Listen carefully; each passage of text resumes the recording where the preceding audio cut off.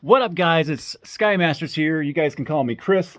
I love fixing stuff for my friends and family. And well, we've got this snow thrower over here. I'm from Florida. I don't snow throw. So the complaint is that it only had one gear, no reverse, couldn't go fast, slow. He was stuck in like a slow gear, and he brought it over. Let's go check it out. All right, apparently you just lift these things up to put them in a service mode, and you can take a bottom plate off of here, a couple screws, save them. And now that we're in here, we can see what was going on here is that I guess that they originally had spring clips on here, which is something that just kind of lays on there. It doesn't screw, it just kind of stays on there with its own resistance, which is a horrible, horrible way to engineer this. So I've gone in here and done some of my own things. His spring clips came off, and I'm sure somebody was jamming it. His forks got bent. His fork is kind of bent up here. His sleeve was down in here. This thing was resting down in here.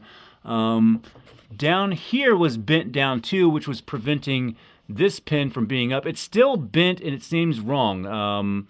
I got it in there. It's functional. It's going. He probably could use a new fork arm. He probably needs a new friction plate and other things like that. So instead of buying new spring clips, because I have such a disgruntled way of doing this, my creative differences are coming into play here. What I did was drill holes in there, and I put cotter pins in there above the washers. Now I feel a lot confident that those aren't going to come out. And I had to bend and fabricate everything in here. Like I said, I think the right proper way to do this was to buy everything new and to still do my drill the holes and put the pins in there, because spring clips on this, it just seems cheap.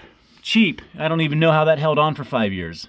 So I bent all this, refabricated it, put my pins on there. You can take this piece out right here, drop it all the way down. That would be your high gear, and then you can put the your linkage back up on there, and then you're ready to set to go. So yeah, it's not all that bad.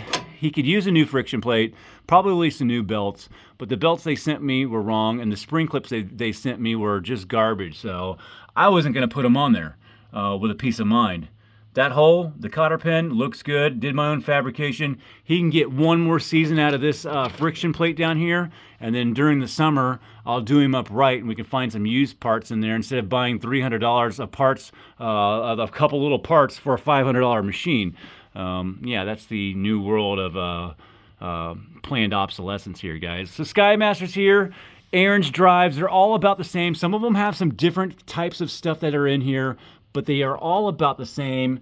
And just because one piece is like the way it is, doesn't mean it's the best possible way. So my fix for that spring clip was some permanent manipulation here. So if I could help somebody with their snow thrower and snow blower, well, hit that like and subscribe, man. Love you guys. Bye.